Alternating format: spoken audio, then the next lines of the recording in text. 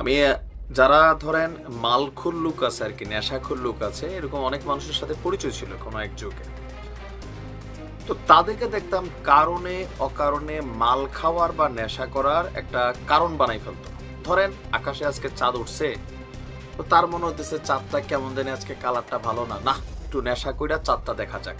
এই কথাগুলো কেন বলছি, আমাদের বাংলাদেশের খুবই আলোচিত এবং কি সমালোচিত সবচেয়ে বেশি যে হিরো আলম, আজকে তার বাবা মারা গেছে, ইন্না লিল্লাহি ওয়া ইন্না ইলাইহি রাজিউন।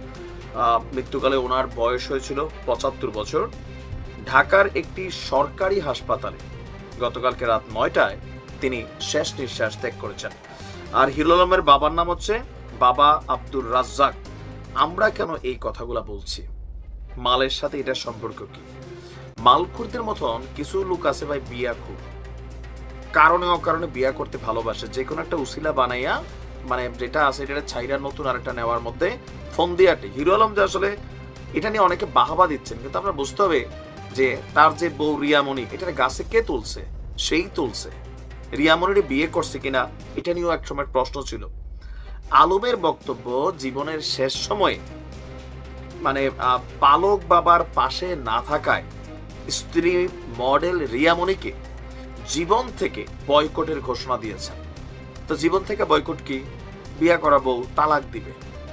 আব্দুর রাজ্জাকের মৃত্যুর সংবাদ নিশ্চিত করলেও রিয়ামণির বিষয়টাতে এখনো সে চুপচাপ আছে। বাট তার বক্তব্য, ফেসবুকে তিনি একটা পোস্ট দিয়ে বলছেন যে এই মুহূর্তে কোনো কথা আর বলতে চাই না, যা বলার আমি ফেসবুকে বলছি। আর সবাই আমার বাবার আত্মার জন্য শান্তির জন্য দোয়া করবেন। ফেসবুকে কি লিখছে? রিয়ামণিকে আমার জীবন থেকে বয়কট করলাম। কেন? কারণ আমার বাবা হসপিটালে।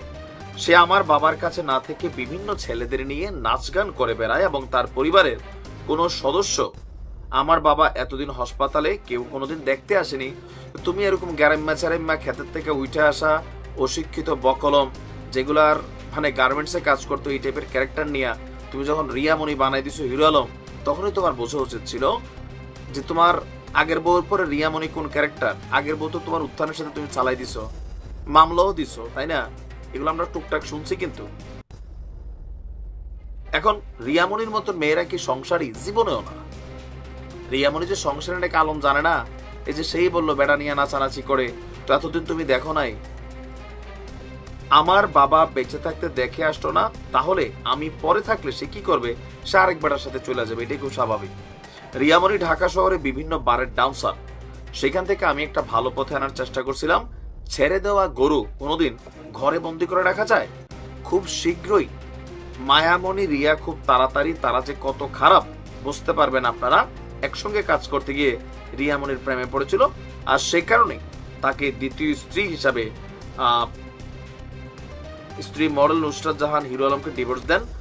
আর পরে হিরো আলম রিয়ামণিকে বিয়ে করেন, মানে তার 3 নাম্বার বউ। যাই হোক, বাবা মরছে, এটা মৃত্যুর খবর, কষ্টের খবর।